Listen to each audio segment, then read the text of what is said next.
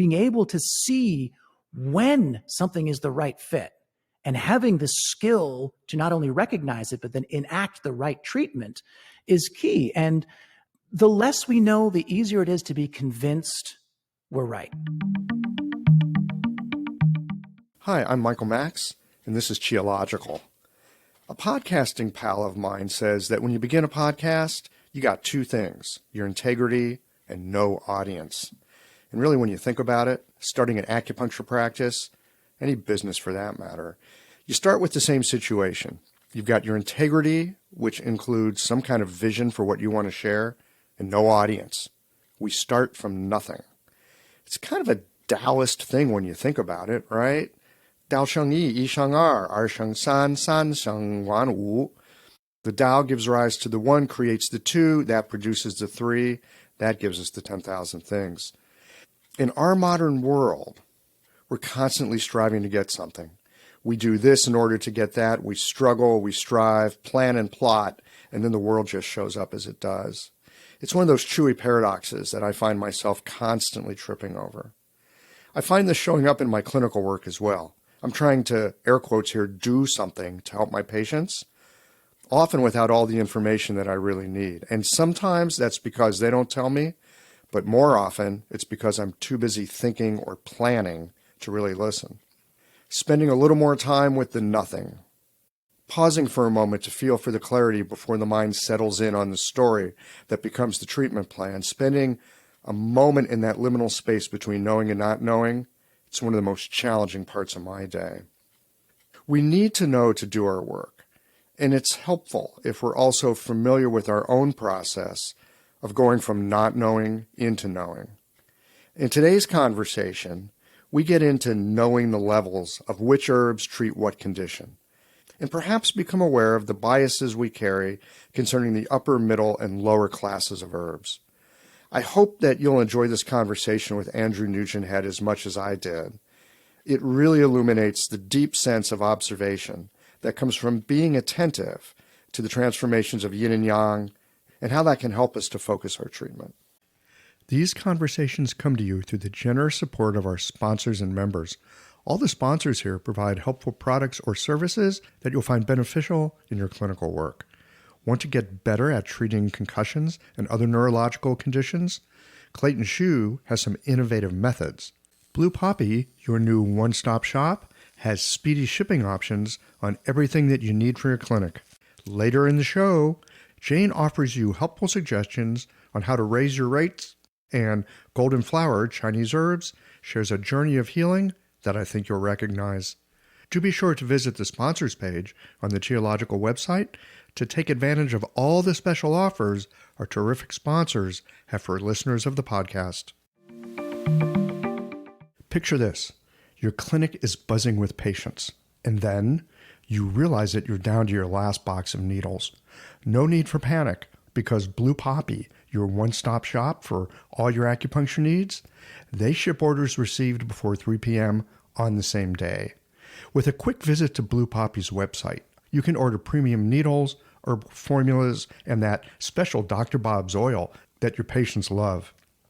Blue Poppy understands practitioners can't keep patients waiting. That's why they strive to get you what you need when you need it. From high-quality Chinese herbs and formulations to acupuncture supplies and clinical essentials, Blue Poppy has served practitioners for nearly 40 years with products that meet the highest of standards. Discover everything Blue Poppy has to offer by visiting www.bluepoppy.com, and don't forget to subscribe to their mailing list for exclusive offers and more. Ever found yourself listening to a Qiological conversation and thinking, wow, I needed to hear that? Yeah, me too. And I never know when I'm going to hear a guest say something that stops my world and reboots it with a larger perspective. If these conversations have ever helped you to feel more grounded, more inspired, or just less alone in this strange and wonderful work we do, consider becoming a member or supporting the podcast with a bit of tithing to the donation jar. It helps keep the lights on here at the Qiological Sound and Motion Lab so that we can bring you these conversations every Tuesday morning. You'll find all the details at qiological.com.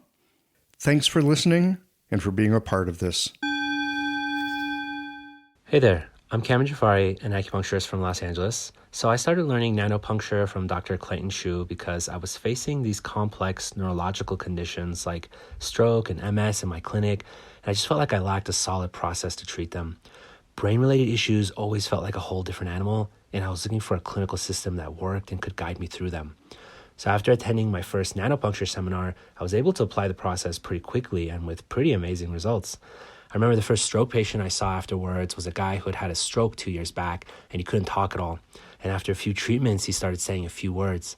And a few treatments after that, he could actually have conversations. It was pretty incredible. So this is why I feel like nanopuncture is the future of acupuncture neurology. And you can be a part of that.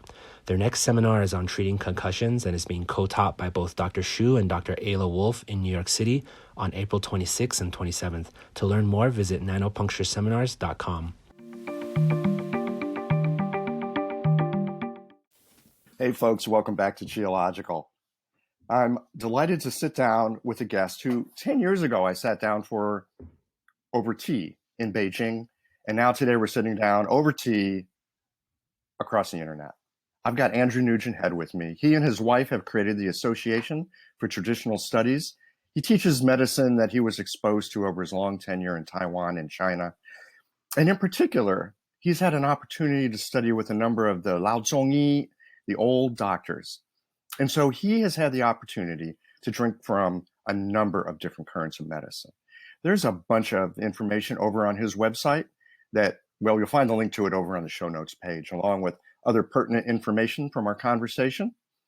Today, we're sitting down for a discussion about herbs and perhaps a few other topics as well, depending on how the time goes. But in particular, we're going to get into this idea of shang zhong sha, the upper, the middle, and the lower class herbs. You know, so often we think we should be doing the upper level work. But the thing about our medicine, it really tells us that we should be working where we need to be working. And so we're going to get into a discussion here about herbs, in particular, the lower class. Andrew, good to see you, man. Welcome to Qiological. Thank you. It's a pleasure to be back with you and first time here on Qiological. So, you know, our medicine it comes from another place and another time in another language. And I think sometimes we get tripped up with the language piece. And I want to get into this thing about the different classes of herbs. Well, that's a great topic. As you know, when we originally talked about this, we had this other topic that we may never get to today. But just at that time, my wife, Julianne, who, you know, the two of us have been, you know, unfairly pigeonholed. I'm supposed to be the acupuncturist body worker, and she's supposed to be the herbalist. And of course, she's a fantastic practitioner of physical medicine, and I've been practicing herbs longer than anything else. But she was online in one of the chat groups, and an exchange happened that we watched. And it was so astounding to see what was being said and how non-inclusive, or how, I don't know what the term is because you can't say it's sexist, racist, it's medicinalist. I don't know how to say what I'm trying to say, except that there was this idea that it could only be one thing and this is it. And the lack of understanding of the breadth of our medicine and the meanings of what it was coming from is huge. One of the things that we were talking before we started filming is this idea of this upper practice of medicine, and that idea that the superior practitioner treats no illness, or when there is a non-illness, and the idea that we should be using these refined herbs, the herbs that lighten the body and help the spirit. And that's great, but that implies a misunderstanding that that is better because of shang mean superior in English. And for me, translation is a really, really, really big issue. I got to China, I got to Taiwan in 86, and by 88, I was doing a lot of translating for the Qigong practitioners, the Dalian, as we say, the Dalian practitioners, and my Tai Chi practitioner, and Chinese medicine. And I was just translating like crazy, interpreting live for classes. I was helping them produce manuals. I was helping them produce teaching materials. And then I decided after I don't know how many years to spend 6 months studying the issue of translation. And I didn't translate again for 10 years. That shock of realizing that I was responsible for a huge amount of well-intended misinformation because of my misunderstanding of what translation can be. And I had so focused on one area of it. Regardless, when I talk about it, I talk about the shape of an hourglass. And an hourglass is wide at the top and it funnels into one small little spot, and then it goes through the hourglass, and then it funnels wide again on the other side. And when we pick a word like upper, shang, we put that right at that crux spot where it goes through the hourglass. And so above is Chinese, shang, and below is English, upper. And as we push it through, we say, okay, shang means upper. But what we're missing is the breadth of what shang means in Chinese in so many contexts and so many usages. And then once we pick a word in English when we translate, we are so beholden to all of the extra meanings it has in English that we may attach to it, and without even realizing. And we lose the other context that it might also have in Chinese. 道可道，非常道，名可名，非常名. Once we give it a name, we've lost every other possibility. So why I stopped translating is I kept realizing by giving something a name, I had lost the breadth around it. And then people would put their own breadth around it. And there's a wonderful book for anyone out there who is doing any translation or starting to work in that field. Please read Language, Thought, and Reality by Benjamin Lee Whorf. Oh, that's an old book. That's been around a long time. That's a classic. That is as classic as it gets. And in this field, if you can read that and a few other books that we can stick up in the liner notes, where it will really help people understand that there's no right or wrong except thinking we're right and heading off in a direction because we think everything else is wrong. All that to say, so we have this idea of upper and superior, the word in English. And in the Neijing, if we're talking about doctors, 上中下, that's correct. We have an upper doctor, a middle doctor, and a lower doctor. And a lower doctor does not imply less skilled. We'll leave that alone. But what we really need to understand is that it also is talking about the sansai, or the three levels, 上中下, or 天地人, heaven, earth, and the human. And when it comes to herbs, that's what we're really talking about, is not a hierarchy of superiority to inferiority, but to where it's affecting, what affects heaven, the spirit, a lightening of things, what affects the human, deficiencies, cold, warmth. Have we gotten weak? Have we gotten too strong? Are we having too much insomnia? Are we too sleepy? Whatever is going on. And then earth, that which is strong and powerful and comes from the earth. And there's absolutely no differentiation of better and worse when it comes to the 上中下 of herbs. So we're really talking about location. There's not a value judgment, better, worse, top of your class, bottom of your class. What we're really talking about here is, where does the resonance fit? Exactly. And a tangibility. That is, when we're working with the spirit enlightening the body, we're working in a way that has to get in and percolate without affecting too much the body.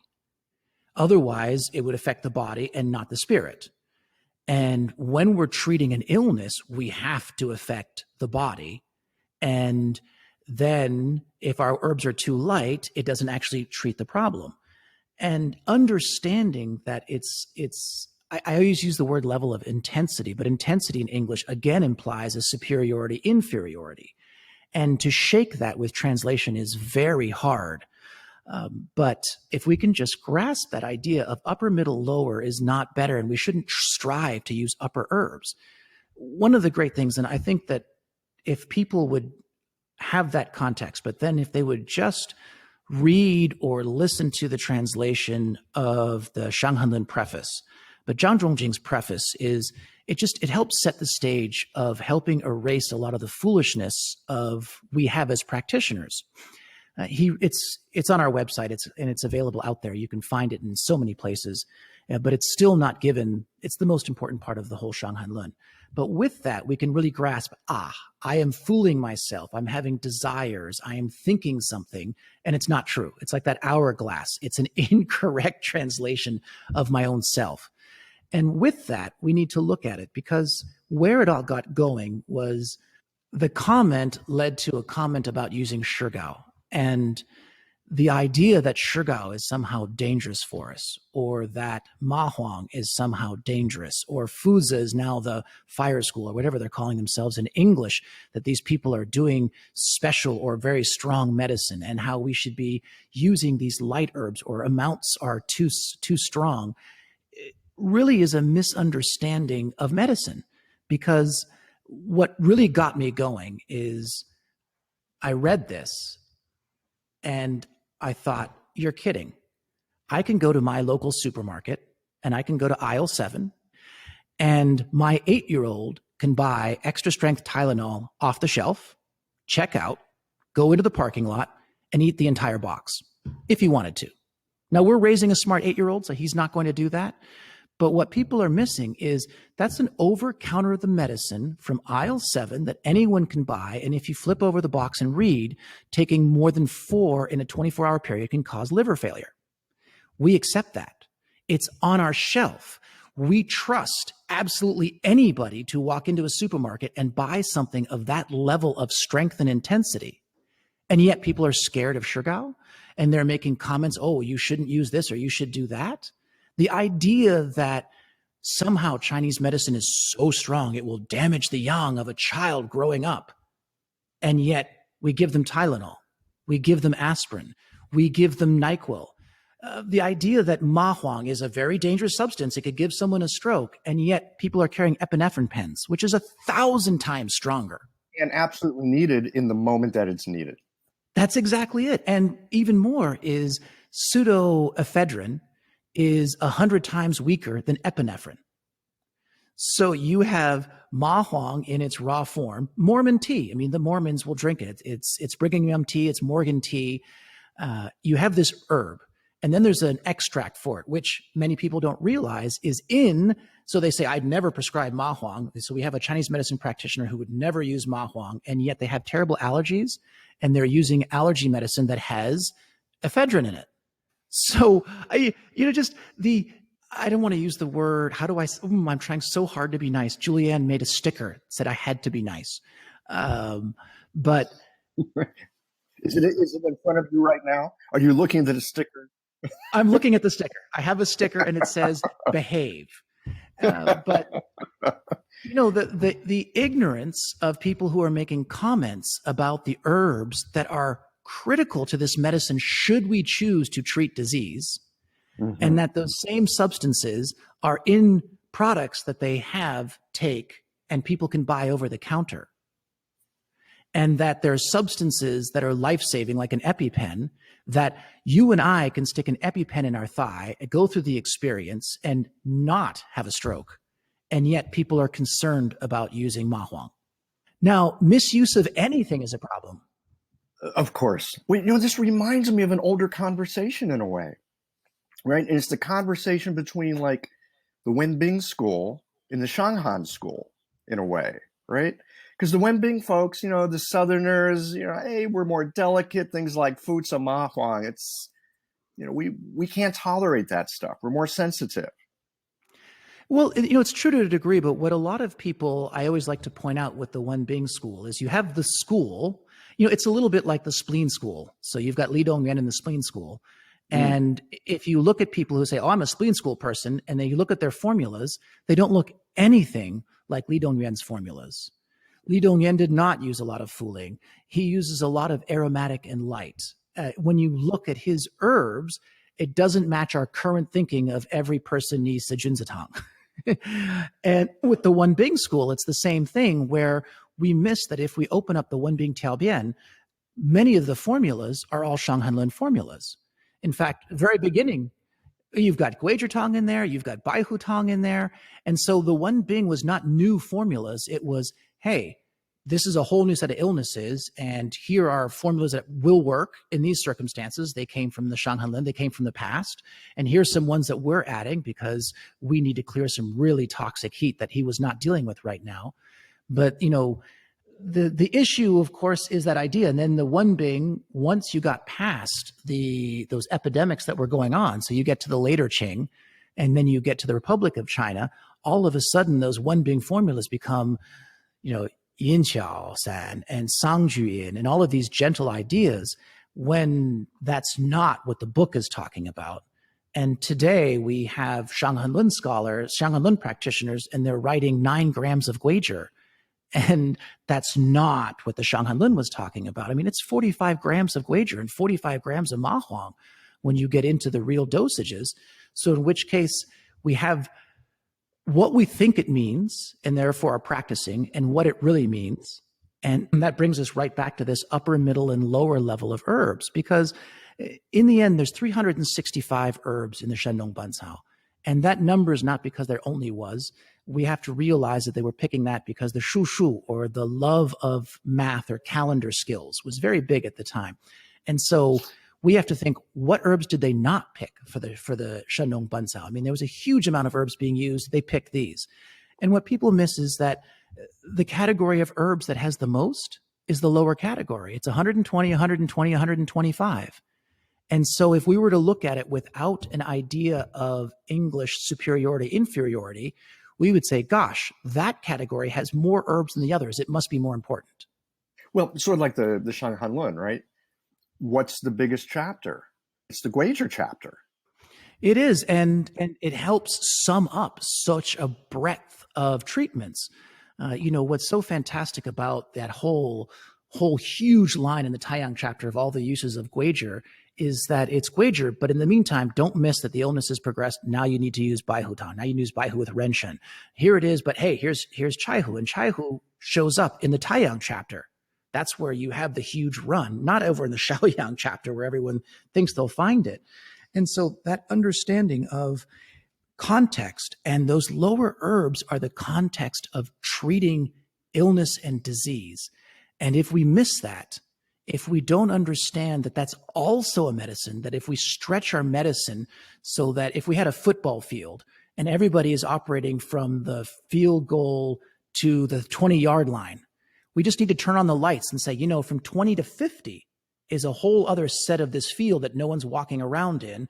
And then from 50 to the other end zone is a whole other field. And it doesn't mean one area of the field's better than the other, but let's include, because otherwise we end up with a whole lot of medicine being practiced that can't be called medicine because we can't tackle the big diseases. Maybe you can tackle a certain realm of it. I mean, this is a thing to me that's so fascinating about Chinese medicine, because we often talk about that we don't treat disease. Well, I mean, of course we're treating disease, because otherwise why would people come to us and why would we spend all this time studying? But there's this other aspect of it where we're really looking at some principles and we're trying to understand what is actually going on. Because if you just look at the disease and go, what herb or what formula treats, quote, headaches or, stomach upset or, whatever it is that someone came in with, we're going to miss that there are principles involved, which is why you can have the warm disease school using a bunch of Shanghanlun formulas, because it's not about this formula is better or this formula is worse. It's about there's a process going on here, and we are trying to understand these changes between heaven, earth, and person. That's so well put. The biggest thing is that people join a school, and again, I'm looking at that note saying behave, and I'm about to misbehave, but I've really come to believe down. Exactly. Muskrat. I've really come to believe that people join a school wittingly or unwittingly so they can do less work, so they can study less, work less hard, and just follow something somebody else has done. Because every school was created by people who were reading all of the books and sweating through everything, and were reading the Neijing and the Nanjing and the Shanghan and now what's called the Jinghui, and going through Sun Simiao and going through the Wai Tai, and if depending where they were in the time period, sweating their way through every commentary and saying, gosh, here is something I'm seeing and I need to write about this. And then people come along and they just read that person's writing and they say, I'm just going to follow that, and don't bother seeing that that person was saying only in context. And that idea of, as you said, trying to wrap our head around what we're seeing right now, if it's different from the past. And, what I always try and point out is that we think they're different thinkings, but when we talk about yin and yang, people miss the fact that if we were going to put it into English, we must understand yin and yang are not nouns. And that has killed us in English translation. Yin and yang are adjectives. And if we look at the actual pictographic character, it's yin is the shady side of a mountain and yang is the sunny side of a mountain. That's what pictographically we're looking at. We're looking at a mound and the sun, or we're looking at a mound and the shade. So when we talk about yin and yang, we must realize that we're not talking about yin and yang. We're talking about the mountain. And then the adjective is the sunny side of the mountain or the shady side of the mountain. But they're adjectives for an object. They are themselves are not nouns. This episode is brought to you by Jane, the clinic management software that I use to keep my practice running smoothly. So, let's talk about something that can be a little bit uncomfortable: raising your fees. I know, this is something that might feel awkward, but it doesn't have to. With a bit of planning and care, you can handle it in a way that feels right for you and your patients. One tip: give yourself at least 2 months to prepare. This gives you time to get comfortable with the change and let your patients know what's happening. You can share the news through emails, booking reminders, or even just a friendly little sign in your clinic, and avoid over-apologizing. Instead, keep it straightforward and matter of fact. Keeping things consistent across the ways that you communicate can really help avoid confusion. Fee increases aren't always easy, but you're not on your own here. For more tips and ideas on how to communicate these changes with confidence, check out frontdesk.jane.app and look for the article, How to Tell Your Clients You're Raising Your Fees. Oh, and one last thing, if you're ready to give Jane a try, use the code CHIOLOGICAL for a 1-month grace period on your new Jane account. Well, there's something else that just came to my mind. Let me just toss this out. Because when you first said yin and yang are not nouns, I went, you're right. Holy smokes. They're verbs. Well, I guess people will end up writing in and with examples of them being nouns, adjective, verbs. And, I think that that's the whole point, is that we can't get stuck in that hourglass of poking it through into one meaning. Well, even more than that, there's this pluralistic view. You can look at it as a noun, and that will open up a certain aspect of reality. It will give you a particular perspective that you'll be able to work within, and you'll be blind to everything else. Likewise, you can look at it as an adjective. That will open a different perspective. If you view it as a noun, you're looking at something else. I don't think any of them is more right or wrong. They're going to give you a different lens to understand, and you're going to see different things as a result. And that's huge. And that's why lately my rants, I've been teaching so much that there's a group of people that I chat with that are, if something comes up, I will email with them or they'll email with me, because they've been through all the programs. We have a common language, which I feel is so important when I'm working with people for a long time, is that I know we have a common language. And if we can just reach a place where we understand that inclusivity is what's important. It's not that this is better than that. We just have to widen, spread, and include. So I include treatments where people put in needles and leave the patient alone for 20 minutes with nothing to do. And I include working on someone in a way that would be construed as extreme dry needling. And I work in a way of what might look like Reiki. And I work in a way of what looks like good old-fashioned Tui Na. And it's the idea that there's not one or the other. It's just breadth.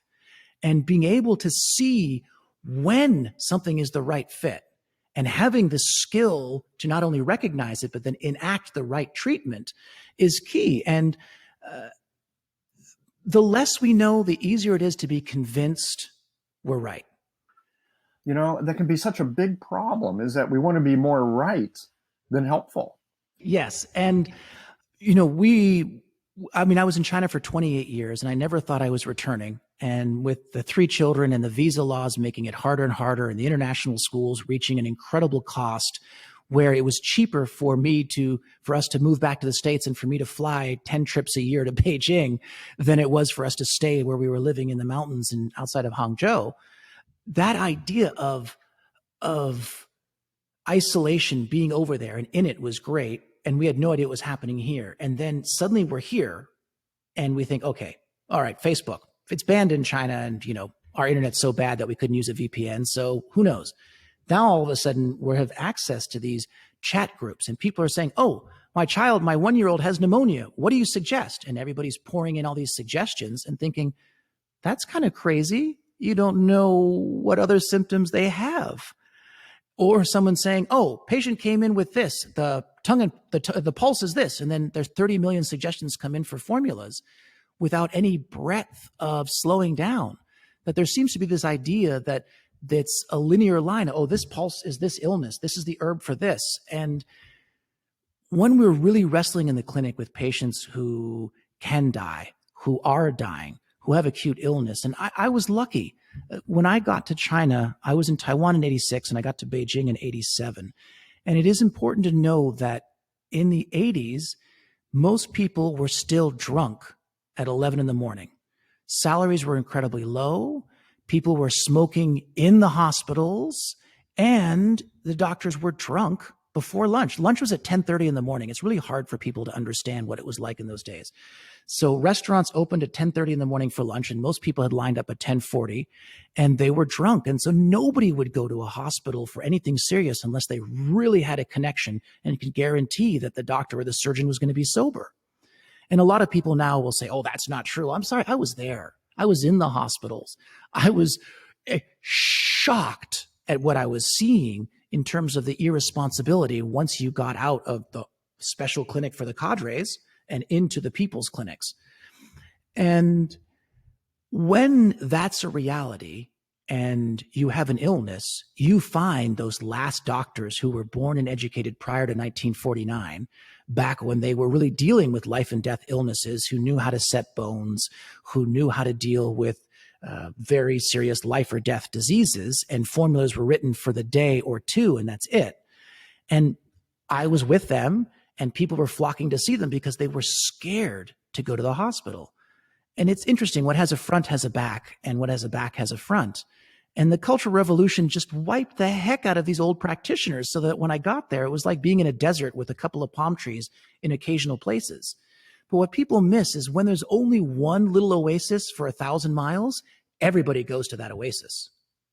And so even though I did not have the breadth of doctors available to me by 1987 that people would have had prior to the Cultural Revolution, or even 1979 when David Eisenberg got there, but when I got to that oasis and I found that one of the last living doctors who could do this medicine, they had patients that were unbelievable. I mean, my first day with Dr. Xie was a young man, he's about 21, from the countryside, who had stuck his hand in a corn husker. And it had been chewed, so he'd lost 4 of his fingers and part of his hand. And this is already the 90s, so it's better, but still terrible. And he was told they were going to amputate at the elbow or maybe the shoulder because they were afraid of a bone marrow infection. Now, he's from the countryside. He has no education. In his village, if he is an amputee, most likely his child will be born without an arm. There is that level of superstition along with a huge level of knowledge in the countryside, especially in those days. And so he wasn't going to get his arm chopped off. Next thing you know, my first day with Dr. Xie in terms of being his medical student was having to unwrap the bandages, examine the wound, put the medicines on it, and track this patient. And that was day one. And when that's your exposure to this medicine, my own exposure is, if you read enough of it, you'll see that I had a motorcycle accident and I broke the bones in my foot and they were set with Chinese medicine. It was the most painful experience I ever had, but I was walking 2 weeks later.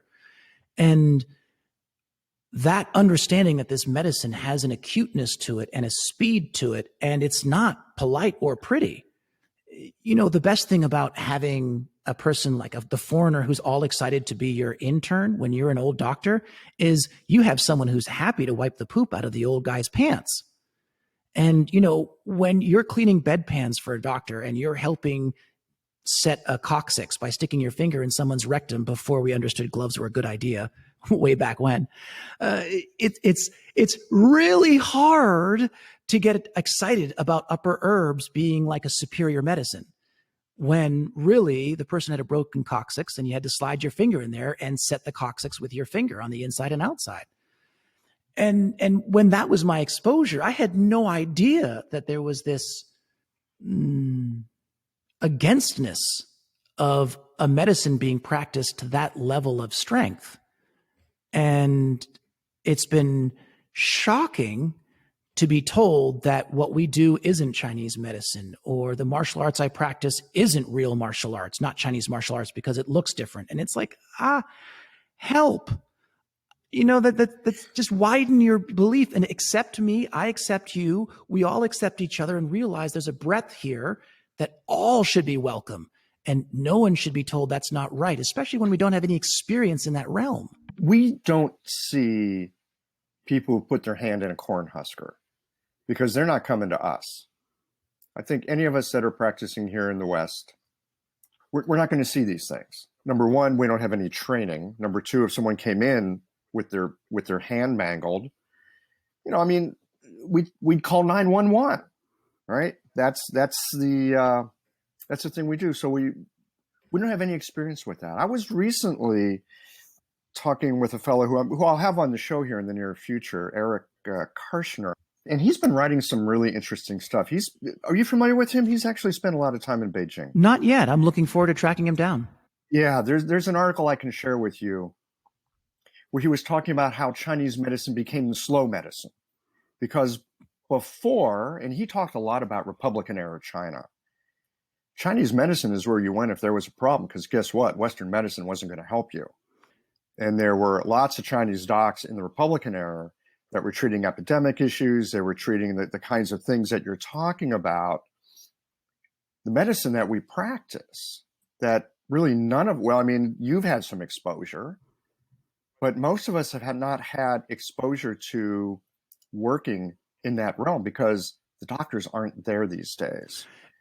And so we say the medicine's not capable of working like this, but it really just might be that we're not capable of working that way because we don't have the training. Yes, and that's what, when I was ranting about it, is I just said, understand that this level, this style of medicine is not currently that available in, let's say, the United States. It's not quite true across the board, but let's just say that even if we could practice it without seeing it done, we wouldn't really know what to do. And, it's fair, but it doesn't mean that we should say we shouldn't, that it doesn't exist or that's wrong. And more importantly, when I teach, because of this, I've really tried to become Mr. Tangible in the last 6 or 7 years and trying to make this a very clinical medicine. And I say to them, I'm going to teach you things you're not going to be able to use in your practice. But I just want you to understand, if you are hiking with your family and you are 3 days into the woods and one of them breaks a bone, or one of them starts hallucinating because they ate something that got into their food, then do you know what to do? And you may never have seen it done, but I am going to teach you what to do should you be there. And all we have to do is end up in a Native American reservation where there's very little access to medicine. And there's an audience there who's very happy for you to practice a different level of medicine. And all we have to do is spend enough time with people who are outside the insurance system. And as long as it fits in your scope of practice in the state you are in, et cetera, et cetera, et cetera, CYA, there's a lot of people who can take a level of acute medicine because they can't get any other medicine or they would be bankrupt. And the system has created opportunities for people to practice a much stronger level of medicine should they desire. And most of the people coming into Chinese medicine these days are not looking for that level of practice. What I went on the rant was, I understand that. I respect that. I am thrilled because there's a lot of patients that I can't or I'm not going to be able to see that need a level of medicine I'm not interested in practicing right now. I'm very interested in demonstrating a tangibility of acuteness, of treatment of very serious illness. I'm going to fail the patient who needs that more spiritual, or if we use upper incorrectly in the way it's currently being used, upper practice. When you say upper, you're not saying that it's better. You're saying it's lighter. If we're looking at like Jing Qi Shen, for Exactly. example, then we're talking about a more Shen level than a Qi level or a Jing level. You got it. And I 100% want people to know that I do not think what I do is better, or Julianne does not think what is doing is better. We just don't want to be ostracized for practicing a breadth of medicine other people are unfamiliar with and have never seen. I'd like to hear a little bit more about some of the things that we are capable of treating that we might not even know that we can treat. My goodness. What is it that I heard someone say is, I'm chief many words from the long-winded tribe. So you're going to have to be careful on that one. I have a lot to say on the topic. And I have actually spent most of the last years teaching in Europe because over there, for the majority of countries, you have to be an MD. And now these are MDs who've been in a hospital, seen people die, and are dealing with a level of illness that most people who practice over here have never even seen, let alone had to wrestle with. And then over there, the biggest difference between an MD practicing Chinese medicine and an MD here who gets into acupuncture is over there, they've let Western medicine go and they're doing Chinese medicine full time because they believe in it, they like it, they're interested in it. Whereas here, it's for different reasons, perhaps. And that allows me, when I'm over there, to have a discussion on treatment that I can't have in this country, because over there, I'm talking to an MD. And the ability to handle incredibly acute pneumonia, the ability to handle broken bones without pins, the ability to treat truly manic insanity behavior where you are having to tackle and chase someone down and hold them down without anesthetizing them and giving them a ton of lithium and putting them on drugs and hoping that in 2 or 3 years, whatever imbalance happened has done it by itself. Those are all areas of medicine that we are very good at, that extreme, and that, Julianne and I have treated that people don't get a chance to see over here or are not allowed to see, which is fair enough. I completely respect that there are some laws over here and we need to pay attention to that. And I completely understand that studying in China with the old doctors who did have the right to treat those diseases and treating migrant workers who had access to nothing else, we saw a level of illness that's not possible in many places. But at the same time, just understanding that the medicine was designed for acute disease. It was for trauma. It was for influenza. It was for epidemics. If we're not careful, we're going to think that these incredibly wise, long-bearded people drinking tea were on a mountain and they put together yin and yang and 5 elements. And that's not it. Chinese medicine was born on the battlefield. When you look at it, in the trenches. In the trenches, it was warring states period. It was spring and autumn period. And people miss the fact that that was the size of those armies. 600,000 people moving across a land. Forget a battle. Just 600,000 people moving across a land in winter, summer, winter, spring, you name it. Cholera, dysentery, frostbite, violence, falling off a horse, you name it, all going on. And how do you keep these soldiers alive? How do you keep things moving forward? How do you stop them all from getting food poisoning because the food has not been refrigerated and it's been cooked for days or something has gone wrong? How do you stop people from eating bark because they're starving? How do you stop people from any of those things? Or how do you treat them when they have? And that's where this medicine really got going. And they had this level of extremity. And then they stopped and said, hey, here's some patterns. Because when you have hundreds of years of warfare and very smart people looking at it, you start seeing patterns. And then they were able to extrapolate, and then they were able to mix in these ideas and have the theory that now has become esoteric to us was so obvious when you were dealing with people of extreme illness. In the, I guess, what would it have been? Maybe the early 2000s, I went through a period where I was organizing a lot of hospital programs in Beijing. And the reason behind that, and so typically us, is we were trying to organize programs where you could see how not to do the medicine. And so you have these old doctors who would lecture to these Westerners that I would translate, and it would go right over their heads because they hadn't seen 60 tongues and pulses a day. They hadn't seen these herbs or points thrown at a patient again and again and not much change happen.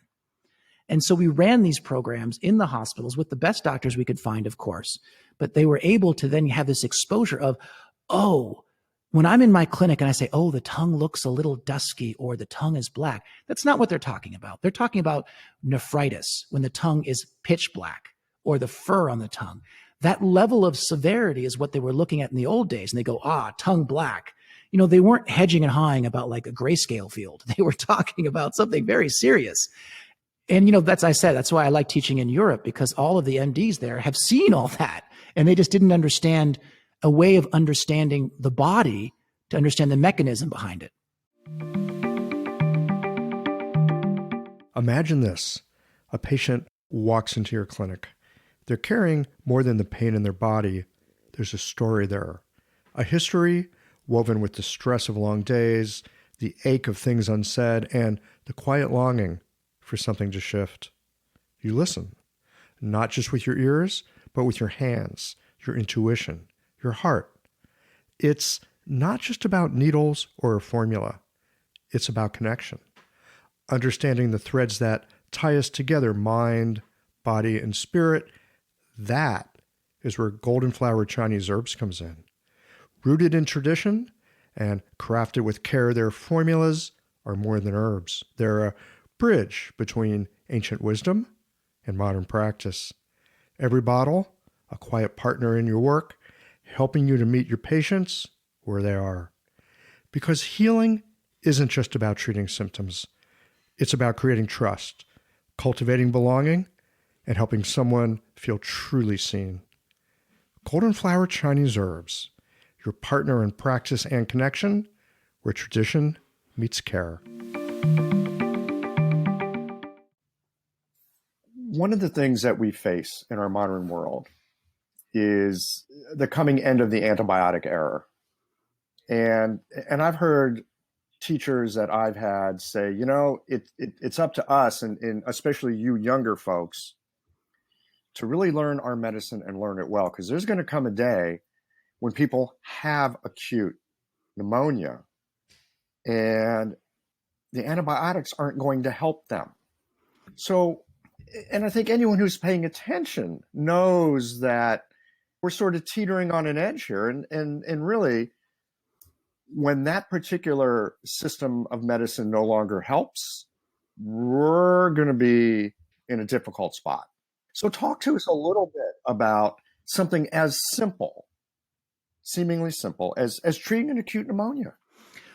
Well, I mean, it is so simple in the fact that all we really have to do is pick up the Shanghanlun, and we can go to Xiaoqing Longtang, or we can pick up the Bensky book and look up the Xiaoqing Longtang and realize that when they say 3 grams made a liang, that was a mistake. And that's been acknowledged now. And it just hasn't made it into popular culture. It's 15 grams per liang in the Shanghanlun, 15.553 something. And everybody now knows that who's paying any attention. But the problem is that so many people learned it at 3 that they're afraid to prescribe more than 9 grams of Guager as opposed to 45. And Julianne, in her online herbal training courses, does such a wonderful job of elucidating that and then showing what the herbs look like in a formula when you fill it at 3 grams or at 15 grams a liang. And when you see what 75 grams of banxia looks like, and when you see what 45 grams of ma huang looks like, and when you see the fact that Xixin, poor Xixin, has gotten such a bad rap, we're not even going to go into that one because that also sparked, I mean, that was on the internet and people like, oh my goodness. And know which part of the plant is toxic, know how long you're taking it for. And most importantly, remember that Tylenol will kill you if you take too much in a day. So let's not give Xixin a bad rap here when you're using it for 1 or 2 days to save life, right? So when you see what those dosages look like, and then you see the acuteness of pneumonia of someone whose lungs are so full of water they can't breathe, they've got cyanosis, they are literally you're watching someone die and they look like they're dying. That makes sense. You look at that quantity and that illness and it matches. And when you fill it at the dosages that are in the current textbooks, and you look at what's in your bowl before you cook it, and then you look at the severity of the illness, it doesn't make sense. It's magic at that point. We are asking a great deal of very little. And if we take that and then we make it into T-pills, and the bottle says 8 pills 3 times a day, and we look at acute pneumonia, we're going to kill our patient by not treating them correctly. And then if we go even further, I mean, we've gotten so far away from intensity. I keep a patent of cold snap in my clinic, not for any other reason than the directions on the back. And I love those people, whoever they are. You have my thumbs up. I think you're the best thing in the world because the directions say take 3 times, whatever it is, or forget everything you've ever been told and take a lot of this really frequently until you get better. And they're the first people to come out and say, hey, you're not going to get better on the dose on the label. And I mean, I practically cried with joy when I read that. And I said, finally, because, you know, the more acute an illness is, the more we have to either be using lower herbs to circle us back to our original topic, or Julianne is really, really good about stressing that we can use a middle herb or even an upper herb as a lower herb by changing dosage. So in dushentang, or in just the ginseng decoction, ginseng's an upper herb. But when you're saving a life, it's at 60 some grams. And that's 60 some grams of a ginseng in the old days that had some juju to it, not the stuff that we have today. And so the ability to take an upper herb and use it as a lower herb, and a lower herb to use it as a middle or upper herb, and then realize that there's just a level of intensity of how the body's going to cathartically respond to these things. And that's really what defines the usage. And, you know, the best thing about having practiced most of my medicine in China is that you didn't have the same fetters that are over here. And with that, you did see, I mean, people are so scared of Shigao, and that's simply because they've never seen it. And, you know, Dr. Li Hongxiang, whom I spent the last 6 years with before in the clinic, that was the last person I spent 6 years with in a clinic, he would routinely use 90, 120, 250 grams of Shigao. And he would use it for long periods of time. And none of the... And he was using it to treat what? His absolute favorite use for that amount of Shigao was for teenagers or people in their early 20s who had gotten sick and their parents had decided they were deficient and had so loaded them up with tonifiers that their pores had become sealed. And they had so much trapped heat that with any exercise going up or down stairs, they would suddenly become exhausted and have heart palpitations, which would then be seen as, oh, look, they can't get up a flight of stairs and their heart's beating very wildly. They don't have enough qi. I know. Let's get a more tonic herbs. You got it. Huang qi. Then you got to boil up some poor turtles. And then you got to do, I mean, and the problem with sudden wealth in any country is that we would have these people coming from various parts of southern China with so much money from the factories because of Walmart and Target and everything else. And these poor kids, you had this 17-year-old covered in acne, exhausted, and it was because he had so much trapped heat inside his body. It's also critical if someone is dealing with lupus that's flaring hot, or fibromyalgia that's flaring hot as opposed to cold. And honestly, the treatment of autoimmune diseases flaring hot it's very easy to treat. We treat it all the time in our clinic with Shigao and Hanshui Shi, and understanding that the level of severity has to be matched by dose. And for cold patients, when it manifests as cold, then you have to understand how to use Fuzi, and you have to know when to use Zhi Fuzi versus Sheng Fuzi, and you have to know how to use Ma Huang if you have access to Ma Huang, if it's legal for you. And once you understand that, a lot of these diseases that seem recalcitrant are really easy to treat. And one of the nice things about we're in Asheville, North Carolina, and it's a small town, so everybody knows everybody very quickly, but it's a liberal town, so everybody's willing to accept a lot that may not be acceptable in small towns elsewhere. And a lot of the MDs in the area have come to realize that things are going on in our clinic that they'll say to their patients, you are looking at serious steroids, or you are looking at having to have infusions for your lupus, or you are looking at having to have serious rounds of antibiotics. I'm going to prescribe them next week. I give you 7 days. Go see these people, see what happens. And we make enough changes for these people. If you understand dosage and correct diagnosis and the understanding of the Shangzhongxia, upper, middle, lower herbs of the Shandong Bancao and how to massage upper to lower, lower to upper, etc., we're getting, I mean, it's not like we're treating everybody. I mean, I try so hard to be a low level doctor. If I can get 6 out of 10 better, I'm thrilled when it comes to what's going on out there. But we're making a big enough difference that we are being given a 7 to 21 day license for a lot of patients who are looking at really nasty medicines or procedures. And the doctors are saying, give these people a try. We do not understand what's going on, but people keep coming back and not needing it. So go find out. And this is great. They're getting a 7 to 21 day license, and it should work within that period of time, not 6 months. Oh, well, yes, exactly. And the biggest thing that I try and tell people, because it breaks my heart when someone comes in and they say, oh, I've been trying Chinese medicine for 2 years for my back. And I think, ow, I mean, if that was my mechanic and my car wasn't better in 2 years, I'd have fired that mechanic a long time ago. And what I say to people is that when they come to our clinic, we expect a tangible shift very quickly. And then if it hasn't shifted, we expect to have a conversation on how to change what we do to shift. And I'll tell them that I can't make you 100% better tomorrow. But what I can say is in 7 to 21 days, it's like taking a long hike. At any moment, you should turn around and see how far you've come. There is no way for us to have 6 months of no progress. And then on 6 months and 1 day, you're suddenly cured. That's not how medicine works. And so if I'm pulling you back from a very deep hole, you should notice dramatic difference very quickly. And then we have the slog of getting you all the way out of the hole. But along the way, at any given moment, at day 7, at 14, at 21, we should see such a tangible, obvious difference that it merits continuing, that it merits you spending money on something that's not covered by insurance. It merits you taking the time to come in here. It merits the time cooking herbs. And that's what the doctors in our area have come to say is like, listen, we see a change. I give you more days. We don't see a change. This is dangerous. Do that. And one of the best things about having worked with that old generation of people who were all practicing in the Republic of China before communism and socialism came is that if you badmouthed, the young Chinese would badmouth Western medicine. It's like if the head hurts, treat the head, the foot, and they'd say, don't you dare.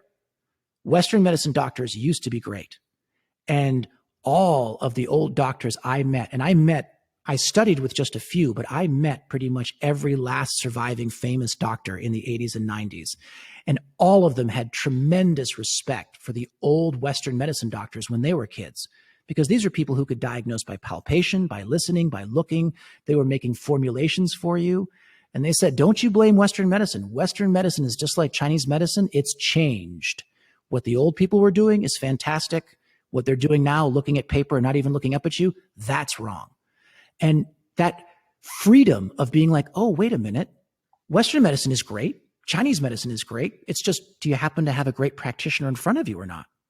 Yeah. Do you understand your medicine? And are you working at the place where a person needs to be met and worked with? So, yeah, I mean, it's very easy for us to go, oh, yeah, how can you tell, the good level doctor? Well, you got a headache, you don't treat the head. Well, sometimes you do. If someone comes in and they've got headaches, well, I mean, they might have some emotional and spiritual, whatever spiritual means.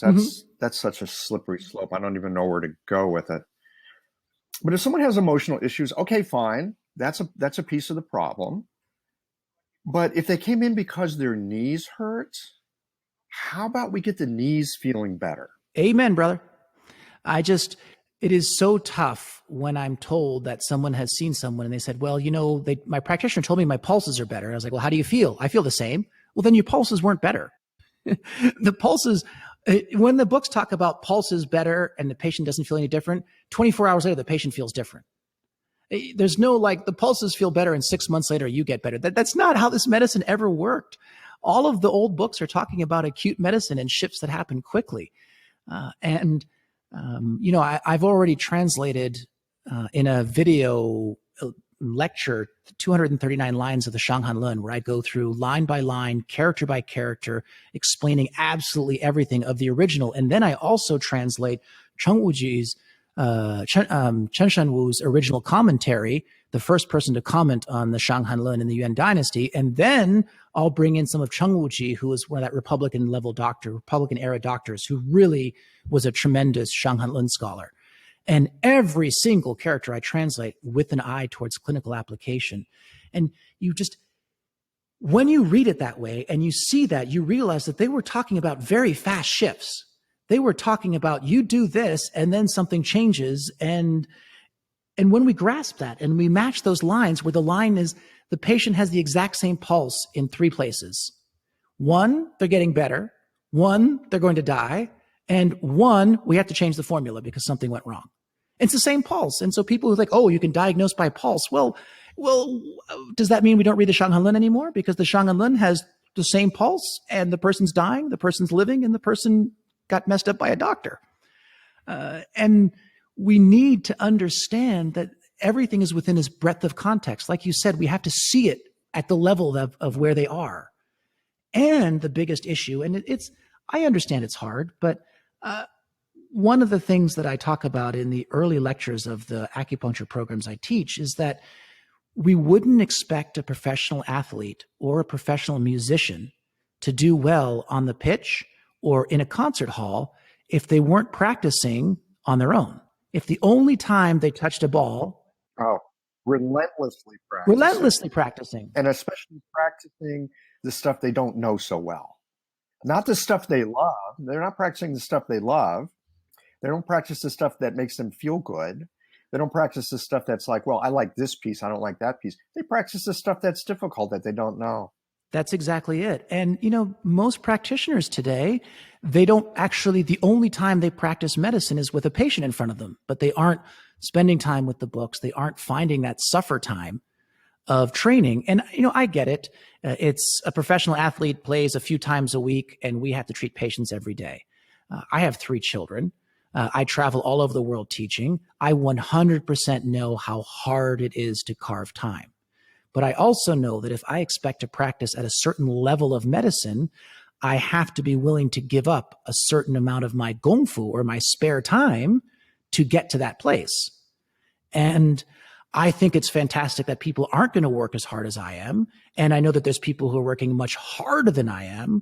I just need to understand I need to work to a place where I am comfortable tackling an illness, as you said, and then meet the illness at the right place. And when I get to the right place, did I practice the skills necessary? Am I in shape? Am I in shape for this? Well, when you say, am I practicing at the right place? This brings up a question that we don't have time for today. But I'd like to invite you back to another episode to talk about it, because I think where this goes for me is really a look into something that for me is very difficult to understand. I get more curious about it all the time, and that is the issue of Jing, Qi, and Shen. My suspicion is an investigation of Jing, Qi, and Shen and those dynamics will help us to orient into where we need to be. Does that make sense? It does. And I'm going to throw a teaser out there for whenever we get back together and do that, because I do a major discussion on all of this in one of the modules that I teach for the tangible acupuncture for internal medicine and the Chinese bodywork for clinical practice is how to awaken the Yuan Qi. Mm-hmm. And the Yuan Qi is the deepest place of Qi. But before we can even get to the Yuan Qi, we have to see whether or not the illness is even in that area or what's blocking it. And so really, we have to understand that the Chinese love their numbers. We talked about that earlier, and that there's layers of disharmony of Qi. And so we have the Luo layer, which is everywhere in the body, countless, and it can either be deficient or in excess. And then we get into the numbers that are easier for us to grasp. So we have the 12 channels. And so an illness can be in the channel. And if we read the classics, we understand that a channel illness, it doesn't mean it's less annoying, but it's not going to be as life-threatening as an illness that's hit the zang. They're very clear about that. Being struck by wind in the Jing is very different than being struck in the Zang, right? But we start with the number 12 or the 12 channels and what an illness looks like it's in there. And then we look down to 7 emotions. And what does it look like if an illness is in the 7 emotions? And then we have to go down to what does an illness look like if it's in the 6 fu, or the idea of filling and emptying organs. And then we have to get to what happens if the illness is in the Zang, and what does that look like? Then we hit Jing Qi Shen, or what I call the 3 of change. Because that, for me, Jing Qi Shen was something I talked so much about in the 90s, because Daoyin, I've been pigeonholed so many things over the years. In the earliest years, I was sort of the Qigong, Daoyin, Taiji guy. And then I was the Bagua and this medicine guy. And then I'm now acupuncture guy. And who, it's just so silly to realize that there's this huge breadth and everyone's just kind of aiming a flashlight on one spot, like the 5 blind people touching the elephant. Well, it's almost the nature of human perception. It's hard not to just rely on the flashlight. It is. And, that's why all the religions stressed acceptance, because it's hard. It's hard. It's hard. It's hard. And if we understand that matrix of what does an illness look like if it's in the Jing, Qi, or Shen, and what does that health look like, Jing, Qi, Shen? And then most importantly, can the Jing, Qi, and Shen function well if there's a disharmony in a different layer? And that's where it gets a lot of fun, is not only do we have to know where an illness is, but then we have to understand that even if we want to tackle something like Jing, Qi, Shen, if it's being harassed by the 7 emotions, if it's being harassed by a Zang, then that affects that transportation mechanism of the essence of 3. Well, it sounds like we've got plenty to talk about. So those of you listening right now, we'll be bringing you more of this discussion later. Andrew, thank you so much for the time today. And it's so invigorating and terrifying to be reminded that our medicine can work extremely quickly on issues that we barely can dream about because we just don't have the background. But there's so much that is possible. Really appreciate the work that you're doing, and thanks for the time today. Yes, and as I said, I just hope everyone out there, I know we were supposed to talk about essences, chi, and spirit, and we talked about everything else instead, but to understand that I think all is great, and just to understand that we really want that inclusivity, and just don't exclude us. Let us practice the medicine we do, and we let you practice the medicine you do, and then we cross over, and the world is such a better place because Chinese medicine can be what it was, which is a full strength, full breadth medicine. And we get a chance to learn from each other, people doing things we don't know how to do yet. Oh, I'll tell you, we'll end with this quick anecdote. We're supposed to be like the really famous strong herb people, and we had someone coming in with lifelong, very strange allergic reaction, et cetera, et cetera, et cetera. We treating them sort of better, not better, had periods, was in Florida, got really sick, looked up an acupuncturist in the phone book, went, the lady gave her tinctures. She put some tincture under her tongue. She's never had an episode since. How can I be arrogant about what I do when I sweated myself out with all of the knowledge, 28 years in China, and some practitioner just squirted a tincture in this person's mouth and she got better? It's a huge medicine, and I can't wait to learn all of that. I just don't want to be told I can't do what I am able to do. Well, I look forward to talking with you more about that. All righty. Thank you so much. Well, here we are at the end of this episode. If you've listened up to this point, you're either a rabid fan of Qiological or the forward button on your podcast player stopped working. If you are indeed a fan of the podcast, you can help us to bring new episodes to our community of practitioners by supporting us with a membership or a one-time contribution. Details, of course, are on the website. That's it for today, friends. Join us again next Tuesday for another thoughtful episode of Qiological.